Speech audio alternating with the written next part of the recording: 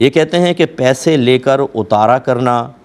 جن اتارنا، استخارہ کرنا، مطلب اسے دھندا بنا لینا کیسا ہے؟ دیکھیں، جو عاملین حضرات ہوتے ہیں اگر یہ باشرع ہیں، باعمل ہیں، نمازی ہیں، قرآن و حدیث سے اور پاکیزہ چیزوں سے ہی علاج کرتے ہیں اور غیبی امور کے اندر جرأت مندانہ مداخلت نہیں کرتے ہیں، مثلا یہ کہنا کہ مجھے پتہ ہے تم پہ جادو کرا دیا فلاں یقین کے ساتھ، بلکہ یوں کہتے ہیں کہ بھئی میرے حساب سے ایسا آیا ہے لیکن یہ کنفرم نہیں ہے 100%، اللہ ہی بہتر جانتا ہے، رسول غیب کے معاملات جانتے ہیں، تو میں آپ کو علاج بتا دیتا ہوں، اللہ چاہے گا تو علاج ہو جائے گا ورنہ نہیں، اس طرح کے معاملات۔ لیکن جو یہ کہتے ہیں کہ یہ اس طرح ہو گیا اور اس طرح ہو گیا اور میں ہر چیز کا علاج کر دوں گا فلاں، یہ گویا کہ غیبی امور کے اندر مداخلت کرنا ہے۔ اگر ایسا نہیں ہے، اسی طرح جدائی کے تعویذ نہ دیتا ہو، گندگی کی طرف مائل نہ کرتا ہو کہ کسی گندے عمل کی طرف کرے، یا تعویذات کو گندے مقامات پہ دفنانے یا گندی جگہوں پر باندھنے کی ترغیب نہ دیتا ہو اور اللہ کے لیے کام کرتا ہو، تو یاد رکھیں یہ کام کرنا بھی شرعاً جائز اور اس کا معاوضہ لینا بھی شرعاً جائز۔ یہ صحیح سیاہ ستہ میں روایت موجود ہے، ایک صحابی کہتے ہیں کہ ہم سفر میں تھے تو ایک گاؤں کے پاس سے گزرے، عرف کے مطابق ان سے کہا کہ مہمان نوازی کرو، انہوں نے کہا ہم نہیں کرتے ہیں، ہم چل پڑے، کچھ دیر بعد اس کا ایک آدمی آیا اور اس نے کہا کہ ہمارے سردار کو بچھو نے ڈنگ مار دیا ہے، تم میں کوئی ایسا ہے جو دم کر سکتا ہو؟ تو ہم میں سے ایک شخص کھڑا ہوا، اس نے کہا میں دم کر سکتا ہوں لیکن شرط یہ ہے کہ اس کے بدلے 40 بکریاں لوں گا۔ اس نے کہا ٹھیک ہے، اس نے جا کے دم کیا، وہ صحیح ہو گیا، 40 بکری لے آیا۔ تو ہم نے کہا ہم تو نہیں جانتے تھے کہ تم دم کرتے، اس نے کہا مجھے آتا تھا۔ اب اختلاف پیدا ہوا کہ ان بکریوں سے نفع اٹھا سکتے ہیں کہ نہیں، تو ہم کہتے ہیں کہ ہم نبی کریم صلی اللہ علیہ وسلم کی خدمت میں گئے اور یہ بات عرض کی، سرکار مسکرائے اور فرمایا کہ آپ نے کیا چیز دم کی؟ انہوں نے کہا میں نے الحمد شریف پڑھ کر پورے کامل یقین سے دم کی، اللہ نے اس کو شفا دے دی۔ ہم نے پھر پوچھا یا رسول اللہ ان بکری سے ہم کوئی استمتاع کر سکتے ہیں، انتفاع کر سکتے ہیں، نفع اٹھا سکتے ہیں؟ رحمت کونین صلی اللہ علیہ وسلم نے ارشاد فرمایا کہ ہاں، بلکہ اس میں میرا حصہ بھی رکھو۔ دیکھیں قیامت تک کے لیے سرکار نے، جو بعض ہمارے بھائی بہن کہتے ہیں نا کہ فلاں عامل نے تو ہم سے پیسہ مانگ لیا اور جو پیسہ مانگے اس کے ہاتھ میں کہاں شفا ہوگی، یہ آپ نے اپنے پاس سے نکال لیا۔ دیکھیں یہاں پر پیسہ بھی مانگا، بکریاں مانگی، شفا بھی ہوئی، نبی کریم نے اس میں سے اپنا حصہ بھی رکھا۔ اس لیے مطلب اس طرح نہ کریں، ہاں یہ جعلی غلط قسم کے عاملین سے بچیں جو آپ کے عقائد کو خراب کر رہے ہیں، جو آپ کو ضعیف الاعتقاد بنا رہے ہیں، ان سے بچنے کا حکم ہوگا۔ اب یہ کہ اتارا کرنا، یہ وہی بات ہے کہ اگر وہ کہتا ہے کہ بھئی مجھے لگتا ہے جادو ہے، مجھے لگتا ہے جن ہے، کنفرم نہ کہ جن ہے تم پر، جادو ہے، یہ غیب کی چیزیں آپ کیسے بتا سکتے ہیں؟ کوئی کنفرمیشن کے ساتھ نہیں بتا سکتا۔ اگر کوئی میری بات کو برا مانے اور کہے کہ مفتی صاحب کو تو پتہ نہیں، یہ تو عالم ہیں، تو پھر ان سے کہیے گا اچھا یہ بتاؤ جن ہے؟ یس۔ جادو ہے؟ یس۔ جب تم اتنا بتا سکتے ہو بتاؤ میری جیب میں کیا ہے، بتاؤ آج میں کیا کھا کر آیا ہوں، میری بیوی کا نام بتاؤ، میرے ابا کا نام بتاؤ، میرے اس چچا کا نام بتاؤ جو افریقہ کے اندر فوت ہوا، اس کا نام بتاؤ، نکالو ذائچہ۔ 2 منٹ میں ساری ختم ہو جائے گی اکڑ دھکڑ۔ یہ مطلب اسی لیے کہا کہ یہ کہیں کہ میرا جو ذائچہ وغیرہ وہ یہ بتا رہا ہے، میں کون سا غیب جانتا ہوں؟ لیکن جب اس طرح کہیں گے تو آپ بھی یقین نہیں کریں گے کہ یار یہ کمزور سا آدمی ہے اور اس کا دھندا چلے گا نہیں، اس لیے وہ اتنے وثوق کے ساتھ آپ کو بتائیں گے کہ آپ لرز جائیں ایک لمحے، تم پر سفلی ہوا ہے اور بڑا ٹائٹ کروا ہے، علاج نہیں کرواؤ گے تو ٹانگیں ٹوٹ جائیں گے تمہاری۔ ارے بھائی آپ کیا نبی ہیں معاذ اللہ؟ اس طرح آپ نے سب باتیں کہہ کر سامنے والے کو بیچارے کو پریشر میں لے لیا اور وہ اللہ تعالیٰ کی طرف سے توجہ ہٹ کے اب آپ کی طرف مکمل متوجہ ہو گیا کہ حضرت ہی میری مشکلات کو حل کریں گے، اور حضرت کر نہیں پاتے۔ ایک تعویذ دیا فیل، دوسرا دیا فیل، ایک وظیفہ فیل، آخر میں کہتے ہیں کہ بھئی مسئلہ یہ ہے کہ اب ہمارے ہاتھ میں نہیں رہا، تم کسی اور کے پاس چلے جاؤ۔ کیوں؟ پہلے تو آپ بڑے بڑے دعوے کر رہے تھے، اب کیا ہوا؟ تو یہ برا نہ مانیں لیکن ایسا۔ دوسری بات یہ کہ استخارہ جو ہے، جن اتارنا، یہ بھی ایسا ہی ہے۔ استخارہ جو ہے یاد رکھیں سنت یہ ہے کہ خود کریں، یہ کہیں سنت نہیں ہے کہ دوسرے سے استخارہ کروائیں۔ میں اس کو ناجائز نہیں کہہ رہا ہوں لیکن سنت کہہ رہا ہوں۔ سنت یہ ہے کہ خود استخارہ کرنا ہوگا، یہ دوسرے سے استخارہ کروانا کوئی سنت نہیں ہے۔ اور اس کے جو طریقے اختیار کیے ہوئے ہیں، کوئی تسبیح سے کر رہا ہے، کوئی اہدنا الصراط المستقیم رکھ کے پانی میں رکھ رہا ہے، سیدھے طرف چلا گیا تو یس، الٹی طرف چلا گیا تو نو، پھونکے مارتے ہیں اور پھر وہ کرتے ہیں، یہ طریقے صحیح نہیں۔ جو میرے نبی کریم صلی اللہ علیہ وسلم نے بیان فرمایا اس طریقہ استخارہ کو اختیار کریں۔ کسی نے کہا کہ بیٹیوں کی شادی کی بات چل رہی تھی تو وہ کہنے لگا کہ قسمت ایک جوا ہے، جو جیت گیا وہ کامیاب ہوا، جو ہار گیا وہ ناکام ہوا، ایسا کہنا کیسا ہے؟ دیکھیں ایسا کہنا بہت بڑا مطلب یہ گناہ ہے، بہت بڑا کہہ لیں تب بھی برا نہیں ہوگا کہ مال اور نتیجے پہ غور کریں تو بہت بڑا بنتا ہے۔ اور اگر فرض کر لیں کہ اس کے صحیح معانی کو ذہن میں رکھ کر کہا جائے تو حکم کفر بھی ہو سکتا ہے۔ پہلی بات تو یہ کہ بیٹیوں کے شادی کے معاملات جو اللہ تبارک و تعالی نے ازل سے مقدر فرمائے وہ اللہ کا ایک فیصلہ ہے، اسی کو قسمت کہا جاتا ہے۔ یاد رکھیں اللہ کے بندوں کے حق میں کیے گئے فیصلے کا نام ہی قسمت ہے کہ اللہ نے تقسیم فرما دی ہیں چیزیں مختلف، اور اس میں اور جوئے کے اندر کوئی مناسبت کوئی مشابہت نہیں ہے، یہ اللہ کی طرف سے ہے۔ جوا ہم انسان کھیلتے ہیں، اس میں اللہ تعالیٰ کی طرف سے جو کچھ ہے ہدایت گمراہی نیکی بدی اسلام کفر، اس میں ہمیں کچھ اختیار ہے، باقی کسی چیز میں کوئی اختیار نہیں ہے۔ وہ اللہ تعالیٰ نے فیصلہ فرما دیا، ہمیں اس کی رضا پر راضی رہنا ہے۔ جبکہ جوئے کے اندر ہمیں اختیار ہوتا ہے، ہم حرام چیز کو خود اختیار کرتے ہیں، دونوں طرف سے مال لگتا ہے، اور اس میں شرط یہ ہوتی ہے کہ جو جیت جائے گا وہ سامنے والے کا کل یا بعض مال لے جائے گا، اور ہارنے والا اپنے بعض یا کل مال سے محروم ہو جائے گا۔ جبکہ دیکھ لیں بیٹیوں کی شادی میں تو ایسا تو نہیں ہوتا کہ محروم ہو گیا، بچے کی شادی ہوتی ہے، نفع ہوتا ہے، داماد ملتا ہے، اور اگر لڑکا ہوتا ہے تو اس کو ایک بیوی حاصل ہوتی ہے، دو خاندان ملتے ہیں، تو کسی بھی لحاظ سے مشابہت نہیں۔ یہ بالکل ایسی ہی مشابہت ہو سکتی ہے جیسے میں کہوں کہ اس گلاس میں اور کتے میں کوئی فرق نہیں ہے، ایک جیسے ہیں۔ تو آپ کہیں کہ صاحب یہ کیا بات ہوگی، گلاس اور کتے میں کیا مناسبت؟ میں کہوں دیکھو وہ بھی دنیا میں موجود ہے، یہ بھی دنیا میں موجود ہے۔ تو اس قسم کی باتیں کر کے کوئی مشابہت پیدا نہیں کی جا سکتی۔ تو ایک تو مشابہت نہیں ہے، کہنا ہی احمقانہ پن ہے، اور دوسری بات یہ ہے کہ جوا حرام قطعی ہے، یہ گناہ کبیرہ ہے، اگر حلال سمجھ کے کیا جائے تو کفر ہے۔ اللہ تبارک و تعالیٰ کے ازلی فیصلے بالکل عادلانہ ہوتے ہیں، اور فضیلتوں پر یا اللہ کے فضل پر مشتمل ہوتے ہیں، بالکل حکمت کے ساتھ ہوتے ہیں۔ اتنی اچھی چیز کو ایک حرام اور خراب چیز کے ساتھ مناسبت اور مشابہت قرار دینا، اس لیے میں نے کہا کہ اگر کوئی یہ ارادہ کر کے کرے کہ جیسے وہ حرام ہے ایسے یہ بھی، جیسے وہ گندہ ہے ایسے یہ بھی، تو کفر تک بھی ہو سکتا ہے، لیکن ایسی گندی چیز کو مشابہت دینا بالکل خطرناک اور بالکل غلط ہوگا۔ اس کو صرف سمجھانے کے لیے عرض کر رہا ہوں کہ کوئی یہ کہے کہ انسان میں اور کتے میں کوئی فرق نہیں ہے، کوئی کہے بھئی یہ کیا بات ہوگی، تو آپ کہیں دیکھیں اس کی دو آنکھیں تمہاری بھی دو آنکھیں، اس کے پیر تمہارے بھی پیر، وہ بھی کھاتا ہے تم بھی کھاتے ہو، وہ سوتا ہے وہ سوتا ہے، تو کتے میں اور اس میں کوئی فرق نہ ہوا۔ تو یہ ایسا نہیں ہوتا کہ یہاں تو مناسبت بھی نہیں ہے، اگر تھوڑی بہت ہی کوئی مشابہت یا مناسبت کسی چیز کی ہو تب بھی ارذل چیز کے ساتھ کسی کو نسبت نہیں دی جا سکتی۔ کسی اعلیٰ چیز کو کسی ادنیٰ چیز کے ساتھ نسبت دیں گے تو بے ادبی ہے، برا ہوتا ہے۔ اس لیے ایسے شخص کو چاہیے کہ وہ اللہ تعالیٰ کی بارگاہ میں توبہ کرے، اور آئندہ اس قسم کے جملے محاورتاً بھی استعمال کرنے کی شرعاً اجازت نہیں ہوتی ہے۔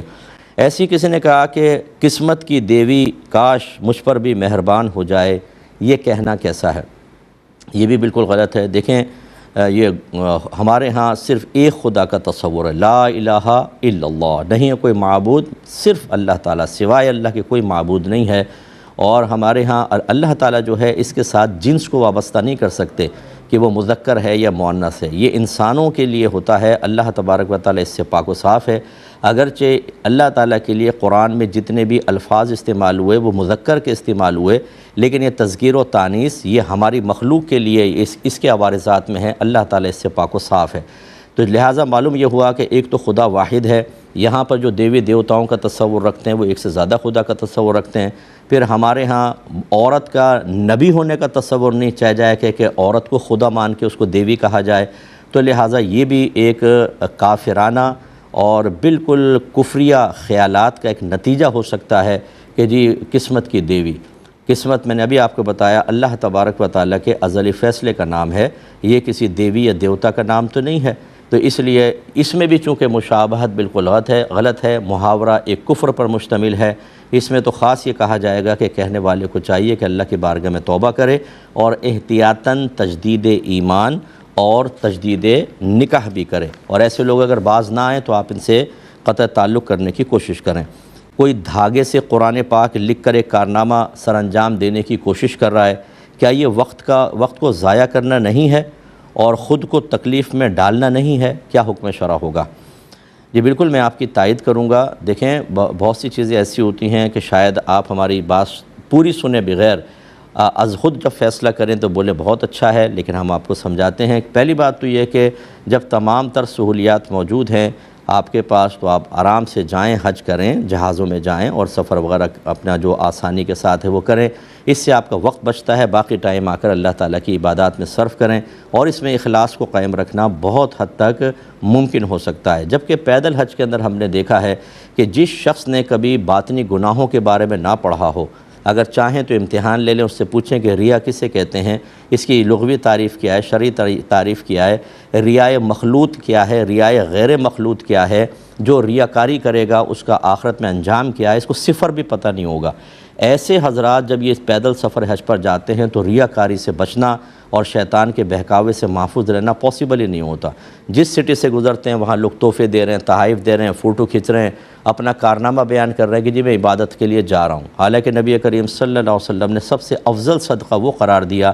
کہ اس طرح چپ چاپ دینا کہ سیدھا ہاتھ دے تو الٹے ہاتھ کو خبر نہ ہو۔ حتی الامکان اپنی چیز کو، عبادات کو پوشیدہ رکھیں، یہ ڈنکے بجا کر، اور پھر وہ حظ نفس ہر جگہ استقبال، اور دیگر لوگ بھی پھر یہی اپنی تمنا رکھتے ہیں کہ ہمیں بھی کوئی ایسی عبادت کا موقع مل جائے جس میں ہماری واہ واہ ہو، ہماری فوٹو کھنچ جائے، ہمارے بارے میں ہمارے کارنامے بیان ہوں۔ یہ تو میدان محشر میں پہنچنے دیں، میں کوئی حکم تو نہیں لگاتا کہ اللہ ہی بہتر جانتا ہے کیا ہوگا، لیکن جو ظاہر قرآن ظاہر حدیث کے مطابق ہے، یہ شخص وہاں جا کر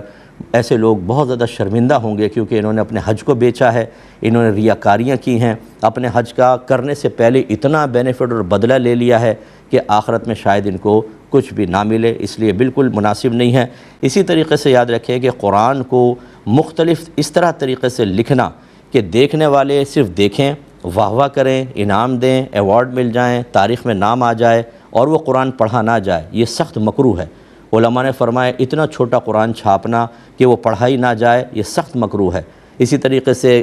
اس طرح ڈیزائن کر کے آیات لکھنا کہ سمجھ نہیں آ رہا کون سی آیت ہے، لیکن کلر کمبینیشن ایسا ہے، لکھنے میں ذرا خوبصورت لگا تو جی واہ کیا شاہکار ہے۔ قرآن پاک شاہکار بنانے کے لیے نہیں دیا گیا، قرآن پڑھنے کے لیے دیا گیا ہے، ہدایت حاصل کرنے کے لیے دیا گیا۔ جب ہم قرآن کو معاذ اللہ ثم معاذ اللہ ایک ڈیکوریشن پیس بنا دیں گے، صرف ہم اس کو ایک تماشے کی طرح بنا دیں گے، تبھی ہم مسلمانوں کے لیے ذلت اور رسوائی ہے پوری دنیا میں کہ جس طریقے سے قرآن سے کم حقوق فیض حاصل کرنا چاہیے وہ چھوڑ دیا، اپنی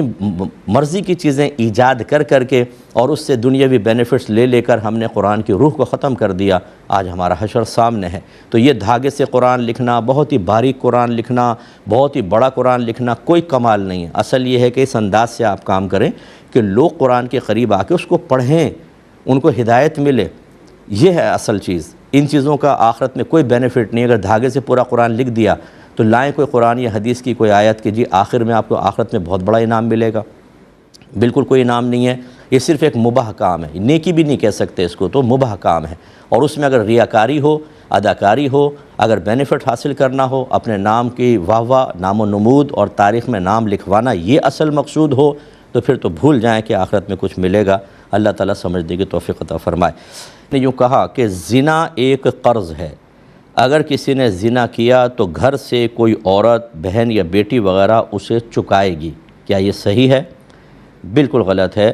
لا یکلف اللہ نفسا الا وسعها، اللہ تعالیٰ کسی جان کو اس کی ہمت سے زیادہ آزمائش میں مبتلا نہیں کرتا۔ اگر ہماری بیٹی نے، بہن نے کوئی غلط کام کیا ہی نہیں، کیا کسی اور نے، اور اللہ تعالیٰ ان کو زنا کے اندر معاذ اللہ ثم معاذ اللہ ان کے لیے زنا کے معاملات آسان کر دے، یہ کیسے؟ اللہ تعالیٰ کسی کی سزا کسی کو نہیں دیتا، یاد رکھیں۔ جو یہ کہتے ہیں نا کہ جی ماں باپ کے گناہوں کی سزا اولاد کو ملتی ہے، بالکل غلط۔ ہاں یہ ہو سکتا ہے کہ مثلا باپ شرابی ہے، بیٹا بھی دیکھ کے شرابی بن گیا، اس پر اگر آپ نے کہا کہ باپ کے اعمال کی سزا ہے یہ کہ دیکھو باپ کو دیکھ کر اس نے ایسا کیا، یہ الگ بات ہے۔ لیکن اگر بچے نیک ہیں، پرہیزگار ہیں، باپ شرابی ہے، تو یہ نہیں ہے کہ میدان محشر کے اندر بچوں کی گرفت ہوگی، یا بچہ ضرور شرابی بنے گا ایک دن کیونکہ باپ شرابی تھا، یا باپ اگر رشوت خور ہے اور وہ جیل میں بند ہو گیا تو بچہ بھی ضرور ایک دن جیل میں بند ہوگا کیونکہ باپ کے گناہوں کی سزا اولاد کو ملتی ہے، ایسا بالکل بھی نہیں ہے۔ لہٰذا یہ زنا والی بات بالکل جس نے بھی کہی بالکل غلط کہی ہے، اور یہ شریعت پر افتراء ہے، جھوٹ باندھنا ہے، کیونکہ یہ امور ایسے ہیں کہ جن کی خبر یا تو اللہ دے گا قرآن عظیم میں جیسے ہوتی، یا اللہ تعالیٰ کے بتائے سے اس کے رسول، یا رسول کے بتائے ہوئے پر قیاس یا اجتہاد وغیرہ کر کے علماء اسلام بیان کرتے، اور ہمارا اسلام مکمل طور پہ ان چیزوں کے بارے میں خاموش بلکہ ان کا رد کرتا نظر آتا ہے۔ لہٰذا ایسے جس بھی بھائی نے یہ بات کہی اسے چاہیے کہ اللہ تعالیٰ کی بارگاہ میں توبہ کرے اور آئندہ شریعت پر اس طرح افتراء نہ کرے۔ ایک کسی نے کہا سنا ہے کہ علانیہ گناہ کی توبہ علانیہ ہوتی ہے اور پوشیدہ گناہ کی پوشیدہ، کیا یہ صحیح ہے؟ اگر ہم اس کا برعکس کر دیں تو کیا حکم شرع ہوگا؟ جی بالکل صحیح ہے، نبی کریم صلی اللہ علیہ وسلم نے حضرت معاذ بن جبل رضی اللہ تعالیٰ عنہ کو ایک یہی نصیحت فرمائی کہ اگر کبھی تم سے خطا ہو جائے، علانیہ خطا ہو تو علانیہ توبہ کرو، اور پوشیدہ خطا ہو تو پوشیدہ توبہ کرو۔